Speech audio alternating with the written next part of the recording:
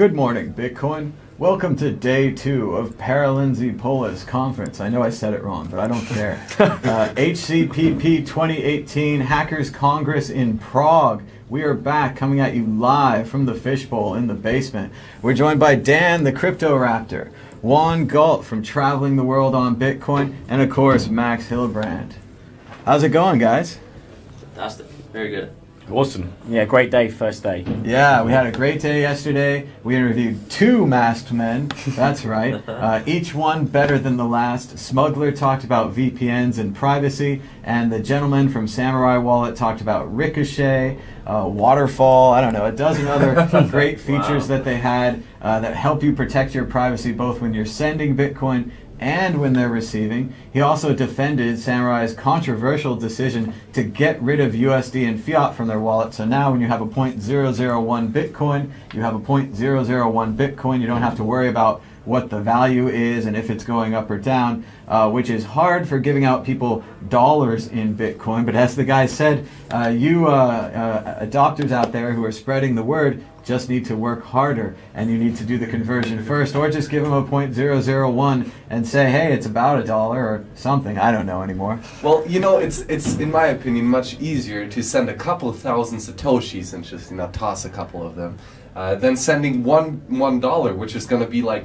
10,749, which is going to be a completely messed up random number. And just sending even numbers of Bitcoin is, in my opinion, just the way to go. I like the idea. Yeah, no, I'm a fan. I working harder, making it more difficult, I think is great.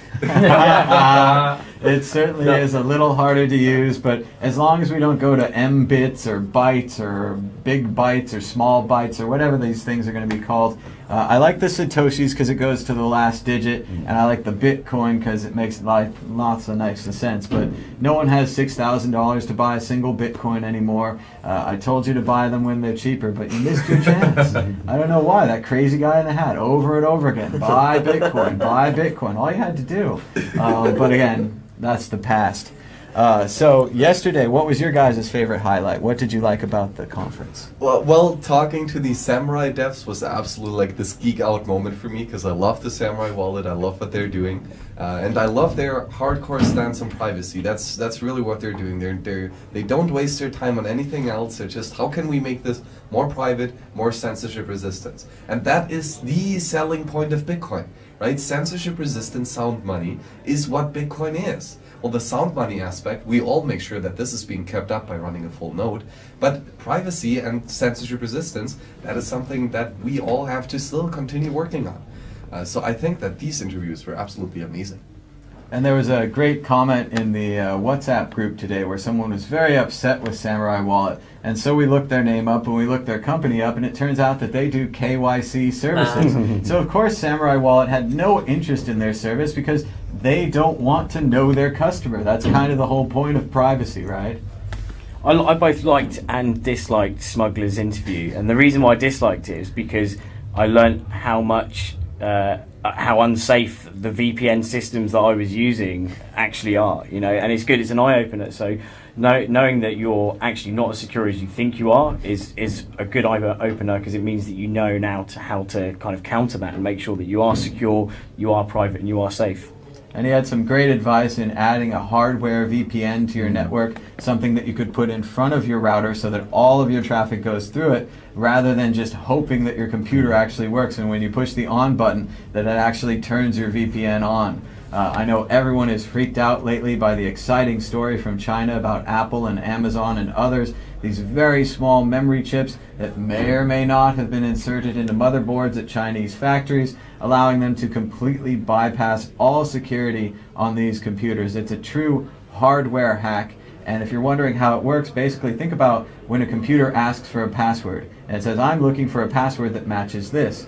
Well, if you have the hardware in there, you change the code so that you're looking for a password that matches blank. Suddenly, you're in the system for free. And this could be in all kinds of computers, perhaps even government or military computers, certainly within the Amazon cloud, the Apple systems as well. And remember, the DoD just made a great deal with Amazon to have them build the cloud for the Pentagon. So I'm sure it's going to be very secure. And remember, trusted hardware is pretty much the only way to go, right, Max? Absolutely. Open source everything. And we need to open source not just the software, but also the hardware. If you need another reason to get your hands on the Purism line of laptops and smartphones, well, there you have it, right? That is exactly what we probably all have anticipated, that there has been some hardware level hack by state level actors. So Purism is the way to go. Open source everything.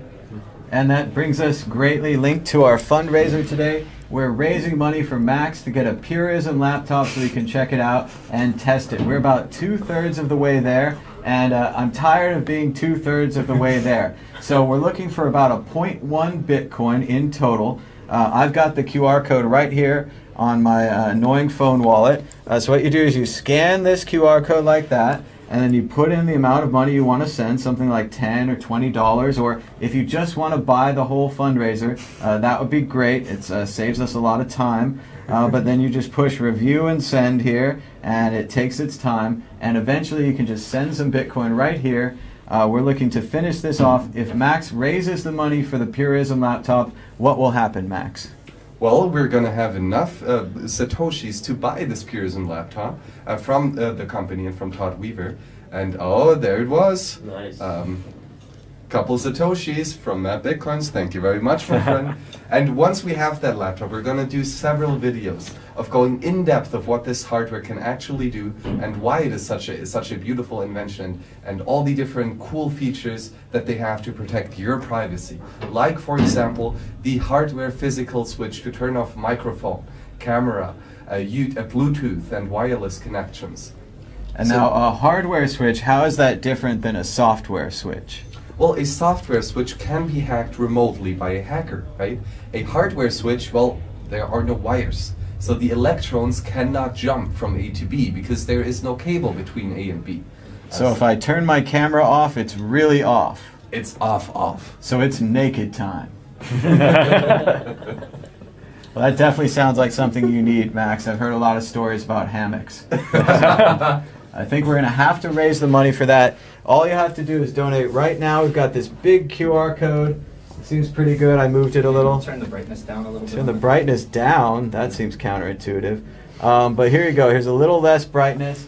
You guys can try it at home. Let us know if it works. And we are trying to raise around a 0.1 to get this Purism laptop for Max. Also, if you check out right here on the World Crypto Network, Max did an interview with the CEO of Purism right here, and I've heard he's even at this conference today, so we're going to try to get him back down here, and it would be really great if you guys donated today so that Max would have enough money for the laptop, and we can tell the guy, we're above board. We want to buy your laptop, test it out, and talk about it right here on our channel. We'll demonstrate everything the laptop can do, anything it can't do. We'll figure it out, especially if I use it. I can break it right away. I was breaking some other software this morning. It was just so easy. Nobody ever tests anything anymore. Every user interface is annoying because the programmers have no idea what it actually looks like and they never test it.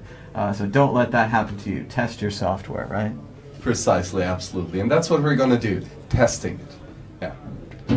And they're asking for the Tallycoin link in the chat, so maybe we could get that to you. And we are tracking the Tallycoin. This is just a large QR code, but Max has it on his phone. He's checking that out. But we'd like to get to our guest now, who's Juan Galt, who's been traveling the world, going to Bitcoin and other conferences, talking to people about Bitcoin and just really getting a taste for the state of this community. So how's it going, Juan? Where have you been lately? It's great. It's great. Well, I started this year with an Acapulco 2018, which was, it's a great conference. Every time I go, I have a great time. I don't really go to the presentations. I don't really watch any of the speakers. Right. I think at the crypto panel, I don't think they talked much about, it was very much like Bitcoin Cash was a big deal there. I ended up debating Roger Ver. Lots of EOS fans, EOS heads, some Ethereum people, and very few Bitcoiners, but definitely some, you know, that were representing. And yeah, that was just the general hanging out with people there is a good time. And then I headed over to I ended up in Vancouver at DogeCon, which that was fun.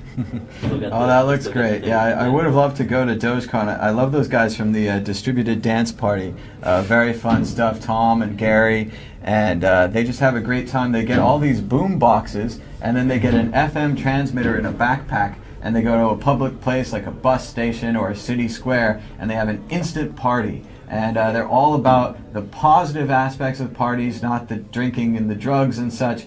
They are focused on partying clean, enjoying music in public spaces with random crowds of people all carrying around those boom boxes and wonderful colors, things like banana suits and so on and so forth. They're a very fun bunch, those guys. They're one of my favorite communities, for sure. I've been to about 2 or 3 DDPs now. They actually came to Acapulco, and we did like a small DDP on the beach, which was really nice.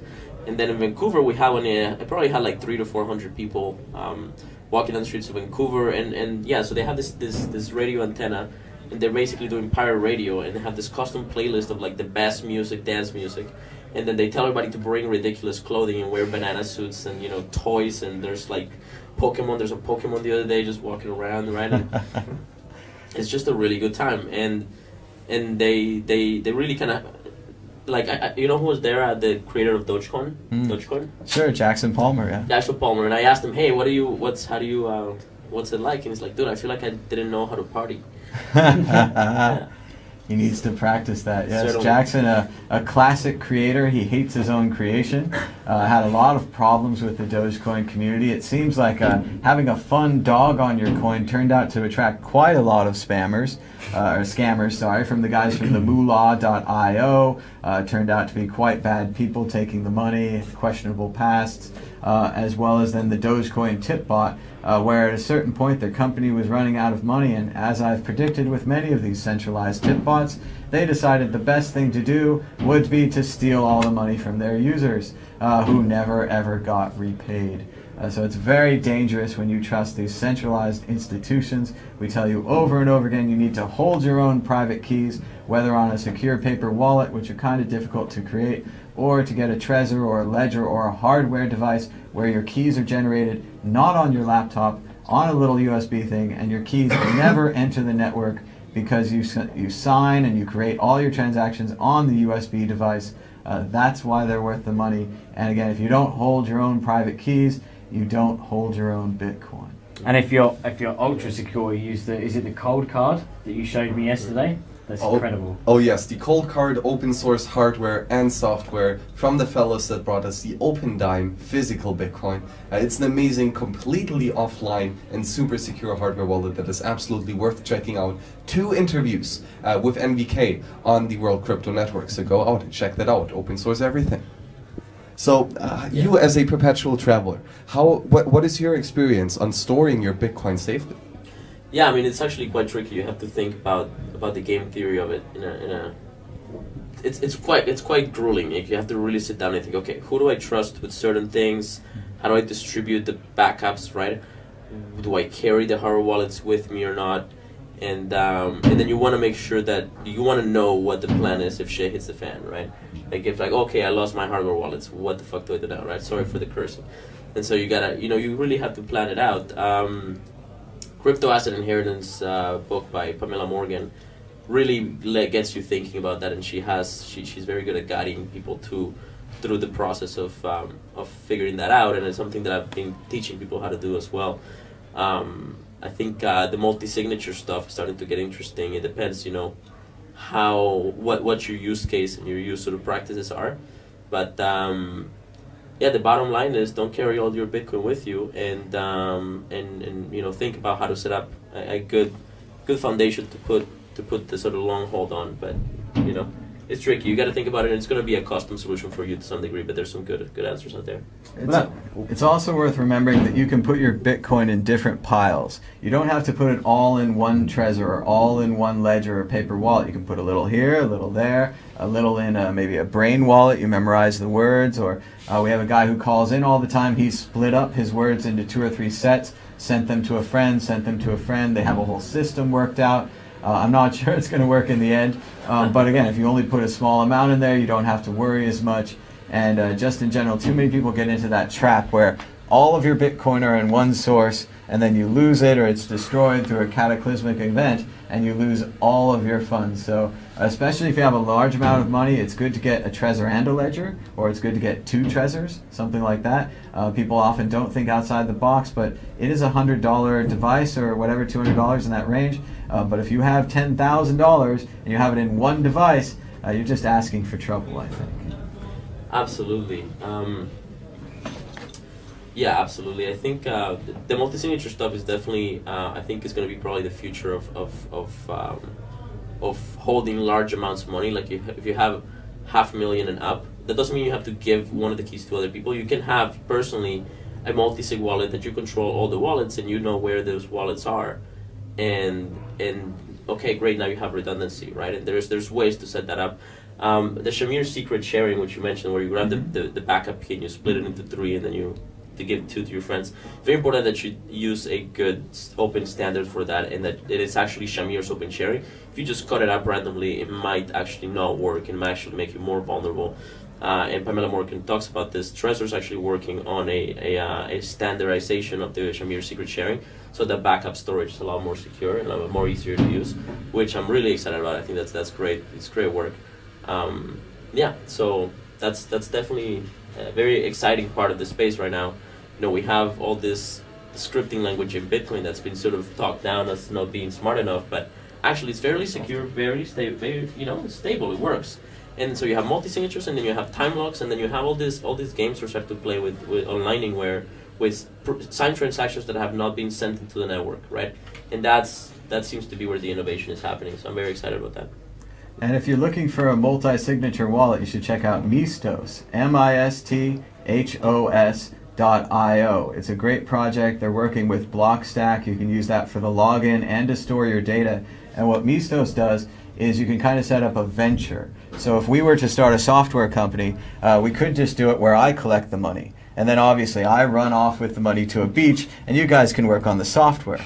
Or we could create a multi-sig on Mistos where we all get a vote. And whenever you add someone to the wallet, we vote on it. Whenever we subtract someone from the wallet, we vote on it. And we also vote on whether or not we send out the money. And it's a really easy, open source, fully free system that you can try out today at Mistos.io. And it's much better than just using a single key or even just a normal multi-sig, because I know from personal experience using the normal multi-sig wallets, every time we add a new person to our company, we have to first create a new multi-sig, so you all have to sign again. Then we have to vote to move the money from the old multi-sig to the new multi-sig, and just the administration costs and the hassle of doing that over and over again are not worth it. There's a simple solution available. You can try it out at Mistos.io, and it is open source and completely free.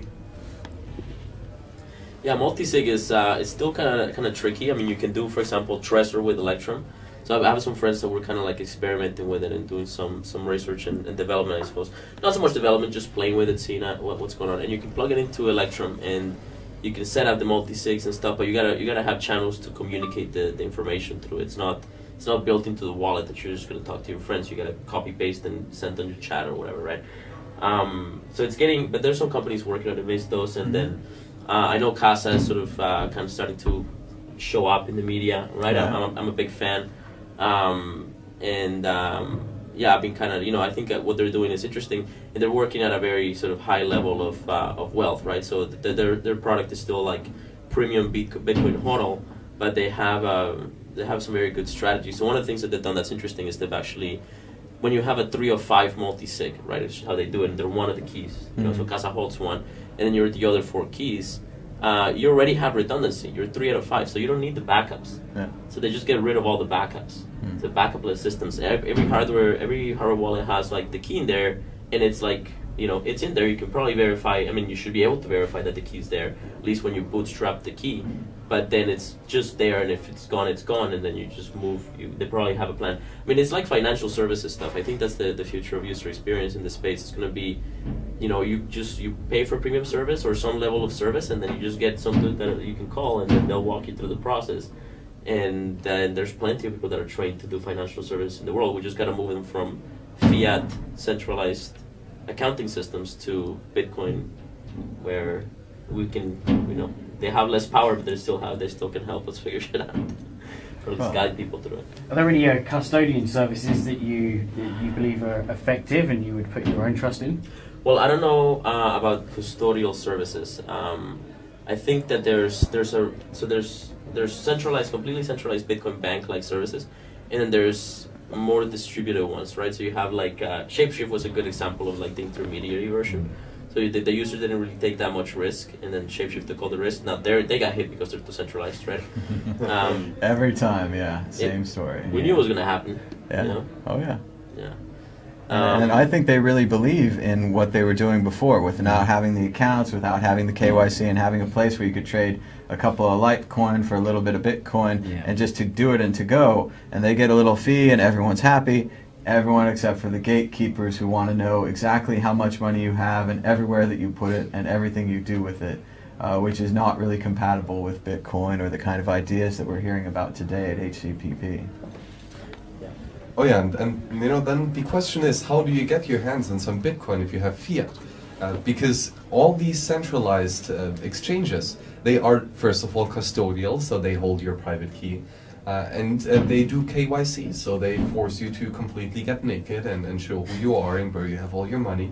And that, in my opinion, is just not necessary and not okay. So using a decentralized peer-to-peer exchange like the BISC network is an amazing way of making sure that even though you're using a fiat on-ramp, it is as private, it is as anonymous as it can get. Yes, cash is king in that regard, so if you can exchange some physical cash for some Bitcoin, that might be even better. But if you like the comfort of doing online banking with wire transfers or SEPA transfers, then BISC is really the way to go. Yeah, absolutely. No, BISC is very good. I actually worked with them for a little bit back in the day, and they're basically as hardcore as you can imagine at the decentralized exchange. And this is actually fiat to crypto exchanging, right? So that's very good. Local Bitcoins is still great. I would love to see a way to have, share the order books between these decentralized platforms, right? Because now you end up with silos again, right? Like Sure. there's like, the BISC silo and then the right. Well, if they don't have enough liquidity, you can't even really trade there, right? Yeah, and all these exchanges are liquidity kind of pools, right? That's why people get into them. It's a network effect. It's sort of it's exponentially more valuable to go into a high liquidity pool. If we can open those order books, that would be a new world. So, yeah. And we have a fantastic question in the chat by John Smith, who asks that he once or twice did KYC when he was young and dumb. And the question is now, is his privacy fucked for life? Will I be hunted down and tortured for my Bitcoins? Well, let's hope not, right? And we talked about Smuggler, we talked with Smuggler about this, that even if you make one little mistake, does that mean that your entire privacy is broken? Well, no, not really.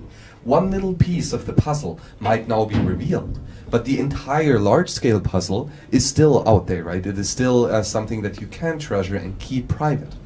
So yes, doing KYC will of course break your privacy, but that means that you have ways of cleaning out these Bitcoins and making sure that they are anonymous again. So maybe use the Wasabi wallet and some Charmian coin joins integrated, or maybe do some other stuff. Maybe there will be stuff coming in second layer solutions like confidential transactions and sidechains, or other other mechanisms of making sure that your privacy is being retained again. But I would not say that if you make one mistake that means that you are you've completely lost your entire privacy. You've just lost this little piece. Yeah, it's not worth just giving up and not using a VPN anymore. You want to keep using your VPN. You want to be as secure as you can. Nobody can be perfect with this, and we've seen this, of course, with the case of the Dread Pirate Roberts, who may or may not have leaked his identity very early on, and they may or may not have used that to track him down. We don't really know. It could be a case of parallel construction, but it'll be a while before we figure that out. We do want to thank our donors on the fundraiser. We've had 2 donations today so far. Remember, you can scan this QR code right here, or we have the link for you in the chat. I think it's tallyco.in/purism. And we received a 0.00152529 and 0.00161378. We are now 71.19% towards our goal. Our goal is around 0.3 Bitcoin. We have around 0.21 Bitcoin. So if you want to buy the entire fundraiser right now, you can send us a 0.09 Bitcoin, and we won't have to bother you anymore. So it's a great fundraiser. We're going to get a Purism laptop for Max. He's going to be able to turn off his cameras at night no matter what happens in his room. He's going to feel safe and secure. And it also runs Linux, right, Max? The Linux operating system? Oh yes, absolutely. For only 9 million Satoshis, you can get a good insight in the amazing Pure OS privacy-focused operating system that is a Debian derivative. So yes, it is open source. Yes, it is Linux. It has some features we're taking out of the original Debian to increase privacy even further. So again, this laptop is 100% focused on privacy on every step of the supply chain. So only 9 million Satoshis. It's up to you. And remember, it's not just that Max gets a laptop, it's also that we get to watch all of these review videos where Max is going to tell us how this laptop works and tell us why it's better than maybe this Apple laptop. When this Apple laptop is executing its code, I have no idea if it's actually executing the code. For all I know, it's executing my code plus government code, or my code plus secret corporation code. I have no idea what's going on inside this laptop. I don't really care. I use it to edit videos and things. But if you do care, if you're editing your naked videos, or if you're keeping your Bitcoin on your laptop, you might want to get one of these Purism laptops. They even have Purism phones, which will probably be Max's next fundraiser if the laptop turns out to be as great as they say. But remember, you can support the World Crypto Network by donating now, or by giving us a thumbs up and a share. Remember, thumbs up are free, and that's how YouTube decides whether or not something is good content. If you give someone a thumbs up and a lot of thumbs up, then YouTube will recommend it to other people, and that helps more people find this content, which we're doing for you live for free from Prague. So thank you so much for your donations. And we do have the sound on here on Tallycoin, so if you do donate, we will hear it. So you can be a part of this show, interactive forever. It's really amazing. Yes, very amazing. Well, we already talked about a lot, and what we did not talk about is your occupation at the Bitcoin magazine. Mm-hmm. So what exactly do you do there, and what was your experience working in the Bitcoin field? Yeah, so I mean, I just joined again. I used to write for them a couple of years ago. So we just started. We haven't written for anything for them yet since I started. But I used to work with them, and I mean, in my opinion, they're one of the best sort of media organizations in the Bitcoin space. Certainly in the text sort of written space. In-depth articles, well described. Competent journalists. Maybe some of the most competent journalists out there. So, and so yeah, that's. That does sound great, and I did hear recently that early copies of Bitcoin Magazine #1 were selling for as high as $700 on eBay. Of course, it's another thing like the Casasius coins. It was just right before my time, and I was trying not to collect back issues of magazines at the time. I had stacks of Wired magazine and stacks of other magazines, and I didn't want any more. And of course, that one turns out to be collectible. So there we go. All the ones I did collect, worthless. That one actually worth something. So. But you got Bitcoin, so that's just as good. I have a little Bitcoin, but not as much as I would if I had Bitcoin Magazine, apparently. So what did you think, Juan? Did you get some early copies of the magazine? Are you rushing to eBay right now? Yes. I see your assistant is furiously typing away, checking the prices on eBay. She's got a glint in her eye. She's very excited. She should be. She should be. Great magazines. I actually had some back in the day because I had like 3 or 4 of them and they got wet or something. Oh, of course. I remember something like Vitalik used to come to the Bitcoin meetups and give them out for free, and he just couldn't get rid of these things, and now he's a billionaire or whatever, so it's a crazy story, Wow, is he just like hodling Bitcoin magazines like this? I believe that, yeah, he's got a pile of Ethereum and a pile of Bitcoin magazines, and he's just a very happy guy these days. You can't really tell by his facial expression, but I imagine Vitalik is happy. I can't wait for him to... maybe somebody was saying that this was probably fun, but they were saying that he's getting ready to exit Ethereum. So can't wait for him to so focus on working out, and then we'll see in 5 years like. Gonna do a Charlie Lee. Yeah. So your world tour then, what's the kind of most interesting conference you've attended and why? I mean, obviously Dogecoin was hilarious. I mean, any meme crypto conferences you should go to. And lots of art and crypto art things. A lot of Pepe Cash and Dogecoin, and this was fantastic. I actually have a full interview with like some of the top dudes, including the DDP guys. You guys can check out. The second one was probably the Bitcoin, the Honey Badger conference in Latvia. Yes, nice. Yeah, that was legendary. Epic. Yeah, that was really, really great. Really epic. Probably the best Bitcoin conference this year.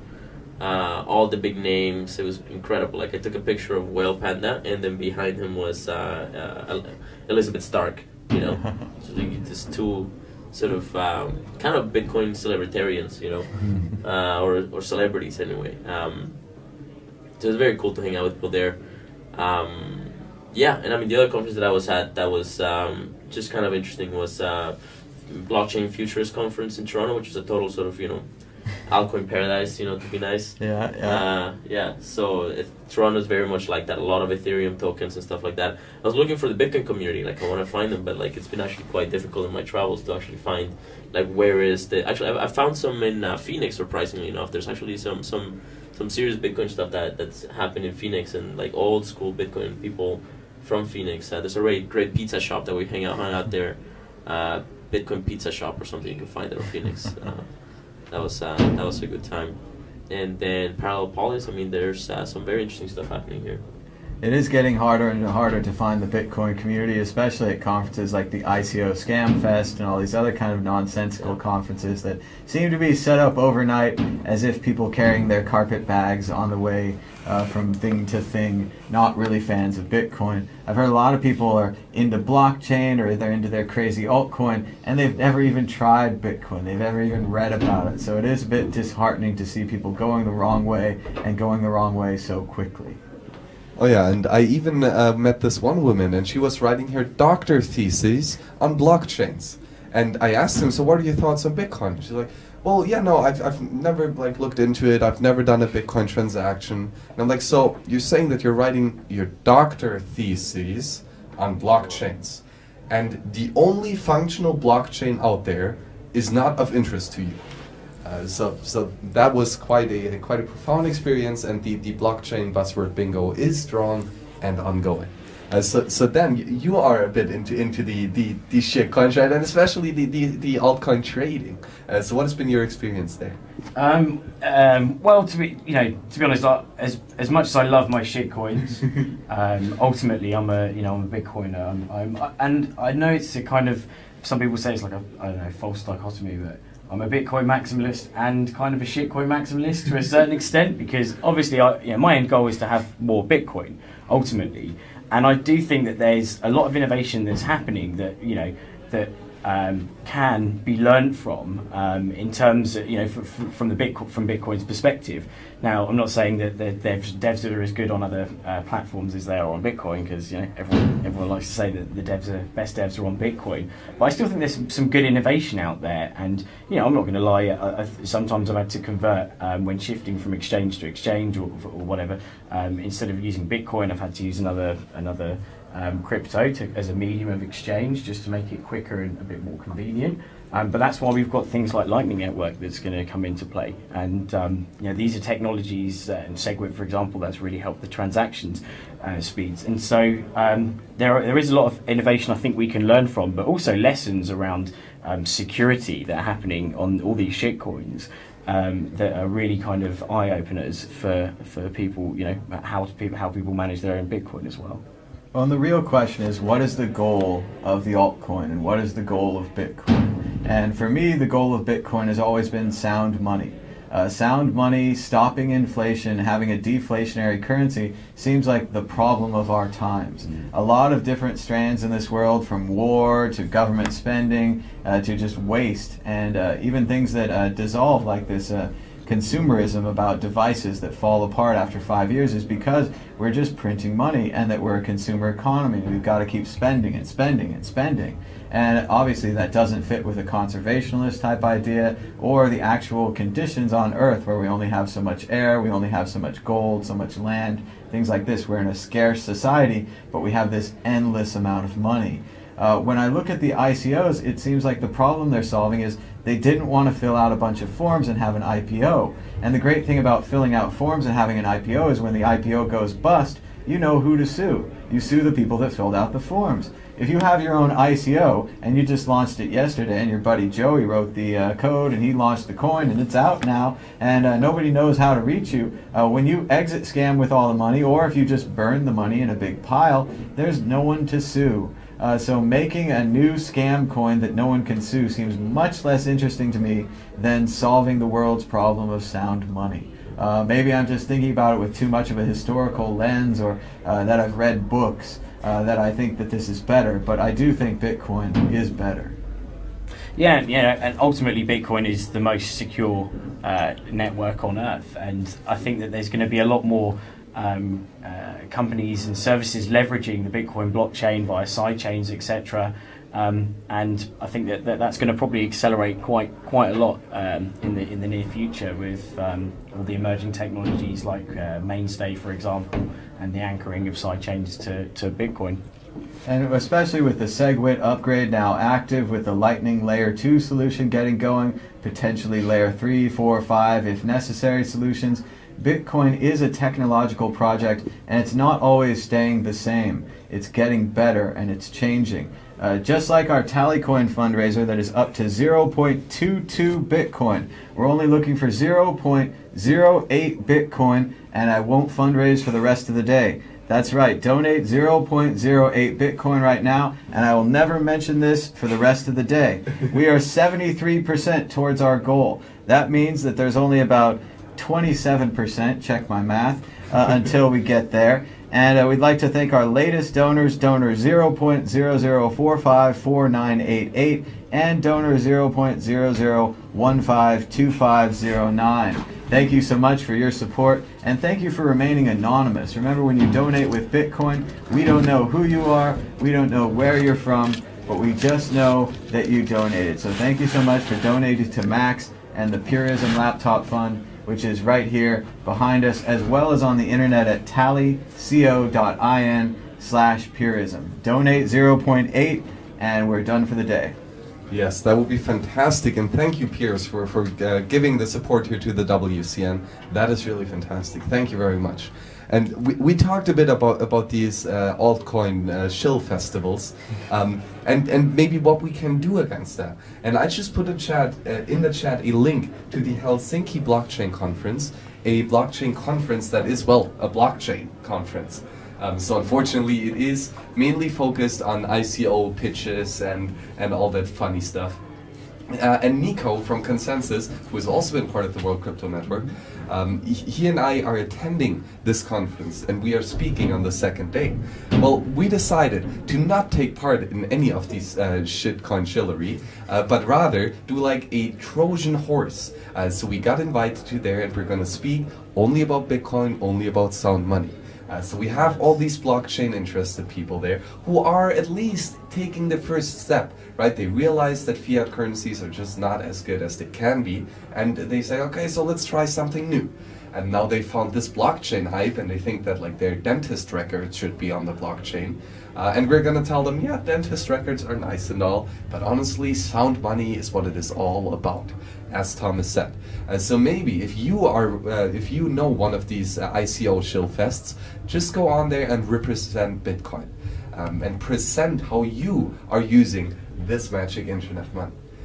So what are you guys' thoughts on infiltrating these ICO fests? I love it. I love it. Do it. Do more of it. Yeah. And I definitely think it's okay to go there and to ask them hard questions. Like, we were talking to this guy, Amin, yesterday, and he said, do you need a blockchain or a therapist? And I thought it was a really great comment, because these people seem to have lost their minds. And for me, a lot of it comes from this idea. I think that they started out with a paper system. Like, for example, if you transport gasoline around the country, every station you go to, you pump 2,000 gallons of gas into the station, and you write it down on a piece of paper called a bill of lading.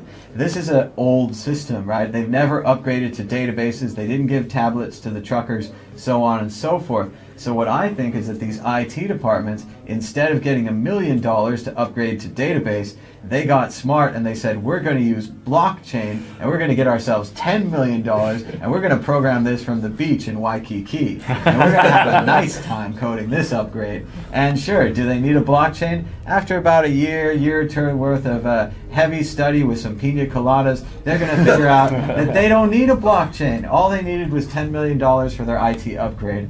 So it really doesn't make any sense technically, and if it doesn't make sense technically, why are you doing it? Maybe because you got $10 million. And a friend of mine was asking me about an altcoin, something like Flubber Coin, and she said, what is Flubber Coin? And I said, well, I've never heard of it, but I imagine that they printed their own money, they're trying to get someone to buy their own money from them, and then they're looking to exit scam maybe to a nice beach, or maybe they prefer the slopes of the Alps, they're more skiing type people. And I warned her to get paid in front.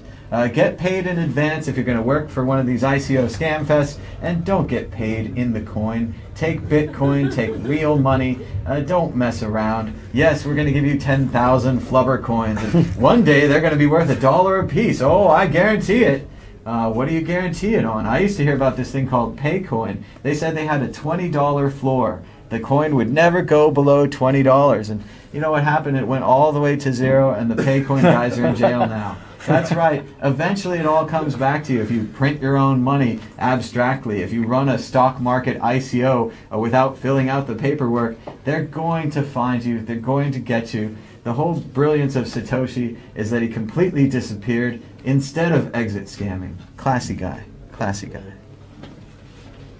Do you think that million's ever going to move the Satoshi's initial mine? The way I think about it is that maybe as a programmer, he just threw out the data.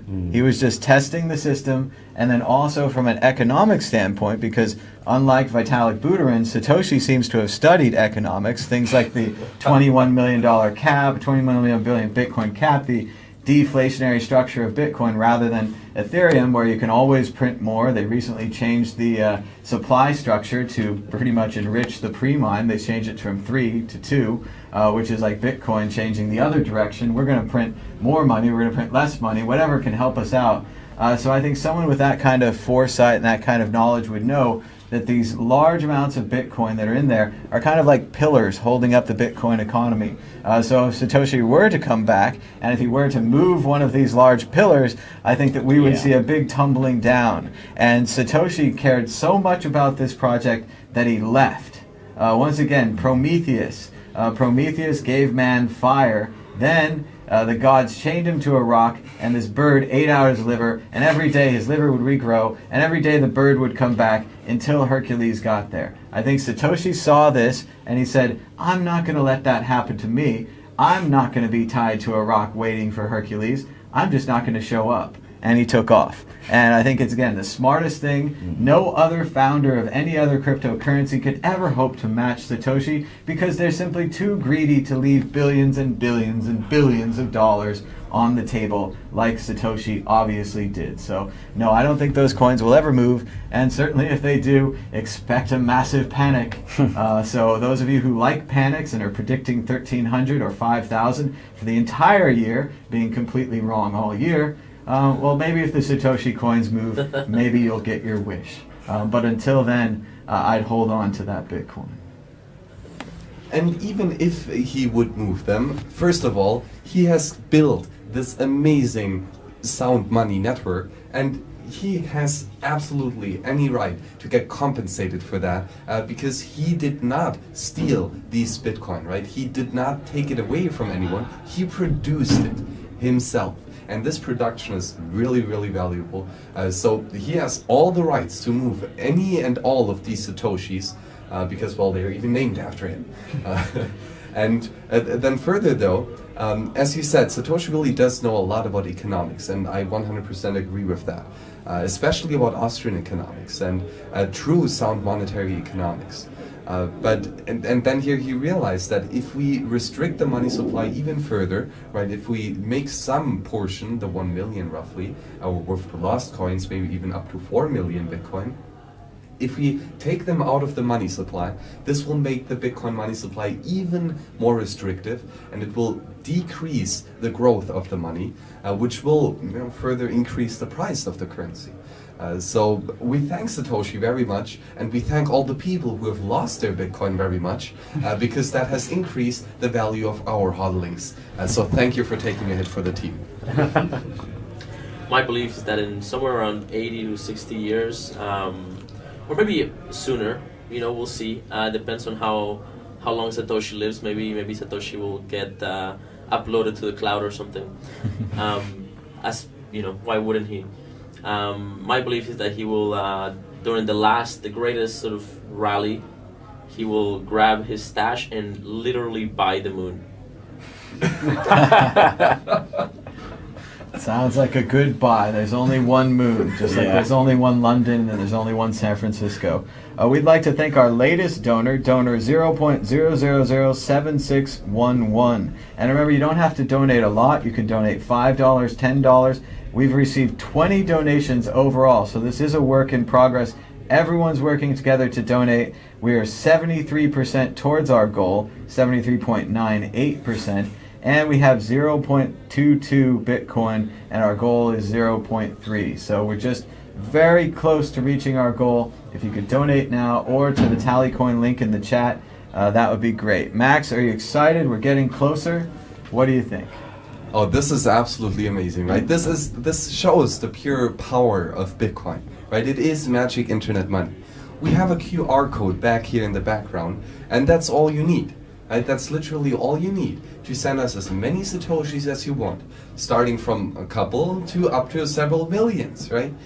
So this is a wealth transfer, because Bitcoin is both a payment mechanism and a currency, and that is unique, right? We only need to show you the address, and you can use this address and the internet and the Bitcoin network to transfer wealth from you to someone who you think deserves it. So if you do think that the World Crypto Network is a pristine channel, a pristine network, then this is a nice way to reach out to us and to support us in all the efforts that we have here. Because guess what? Like, we're sweating here inside this aquarium, right? Lots of lights and not too much fresh air. So this is actually work, although it is fun work. And I really would like to continue doing this and continue talking to these amazing peers and providing you this content. And this is just one tiny thing that keeps us motivated. So thank you very much for all the donations. And people are upset that we're being critical of Vitalik in the chat, but if you can prove that he's taken a single course on economics at the college or above level, or read a book about economics, please post the proof below in the chat. I would love to be proven wrong on that, but I think he's more of a computer programmer and an idea man. I don't think he's so much of a studier. So we'll see about that. I'm waiting for your link. Maybe you could use Peter Todd's open timestamp system or Proof Marshal to help back this up on the blockchain, which, as we know, is the arbiter of truth and all knowledge. I saw an IBM commercial recently, and they said that they have that whole diamond thing figured out, that they're going to put the diamonds on a blockchain, and this way you'll know if they're clean diamonds or if they're dirty diamonds. Of course, if the person entering the data into the blockchain is lying, the blockchain is simply preserving the lie for all time in a beautiful, as if it was encased in carbonite. We like to secure and save things that way, important things like diamonds and tomatoes and vegetables and Han Solo. All of those things are great to be preserved and perfect for blockchains. Well, absolutely, Juan. It was a pleasure talking to you, and we spoke quite about a lot. So maybe any last words from you, anything that you wish. And certainly, where can they check out your YouTube channel? Let them know. Yeah, thank you. Yeah, my YouTube channel, you can find everything that I do on juangalt.com. That's JUANGALT.com. I'm on Twitter, Facebook, YouTube, you name it, I'm on it. Thank you so much for having me. It was a great conversation. Let's get this man his laptop, this Purity laptop, so we can test it and everything, and I'm sure the next show will be fantastic. That's right. Let's get it soon so I can try it and I can break it. There you go. I'm great at that.